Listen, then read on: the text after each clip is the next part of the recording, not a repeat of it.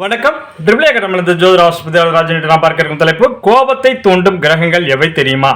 சின்ன தலைப்பு தான். சப்ஸ்கிரைப் பண்ணாதவங்க சப்ஸ்கிரைப் பண்ணுங்க. அப்பதான் பதிவுகள் வரிசையாக வரும். பார்த்து பயனெல்லாம் ஜோதிடத்தை எளிமையாக படிக்க ஆர்வலர்கள் 9788250439 இந்த நம்பருக்கு கால் பண்ணுங்க. BSS comment upload 1 year diploma in astrology, அதோட சேர்ந்து 1 year டிப்ளமா இன் அக்கம்பஞ்சர் பேசிக் சித்தா வருமா கோர்ஸ் நடக்குது.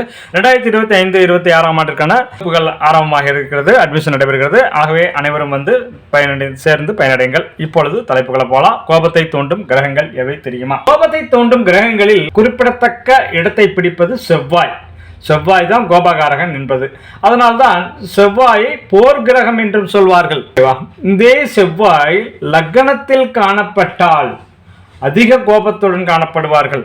செவ்வாய், இது உதாரணத்துக்கு மேஷ லக்னம், எந்த லக்னமா இருக்கலாம், லக்னத்தில் செவ்வாய் இருந்தால் அதிக கோபக்காரர்களாக காட்சியளிப்பார்கள். கோபத்தில் என்ன பேசுகிறோம், என்ன செய்கிறோம் என்பதே இவர்களுக்கு தெரியாது. இவை தவிர கோபத்தை செவ்வாய் மட்டும்தான் தூண்டுவாரா என்றால் அப்படி அல்ல.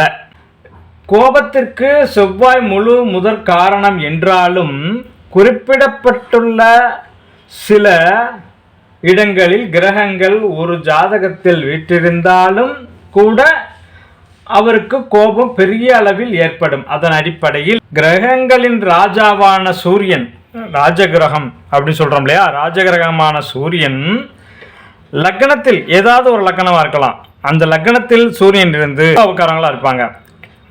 இல்லைன்னா லக்னத்திலிருந்து 9ஆம் இடத்துல சூரியன் இருந்தாலும் கோபக்காரங்களா இருப்பாங்க. இப்ப செவ்வாய் லக்னத்தில் செவ்வாய் இருந்தாலும் கோபக்காரர்கள், லக்னத்திலிருந்து 2ஆம் இடத்தில் தனஸ்தானமாகி 2ஆம் இடத்தில் செவ்வாய் இருந்தாலும் கோபக்காரர்கள், லக்னத்தில் சூரியன் இருந்தாலும் கோபக்காரர்கள், லக்னத்திலிருந்து 9ஆம் இடத்தில் சூரியன் இருந்தாலும் கோபக்காரர்கள். அவ்வளவுதான். கோபக்காரகன் செவ்வாய் லக்னத்தில் இருந்தாலும் வாக்குஸ்தானம் 2இல் இருந்தாலும் கோபக்காரர்கள். கோபத்தை தூண்டும், கோபம் அதிகமாக வரும்.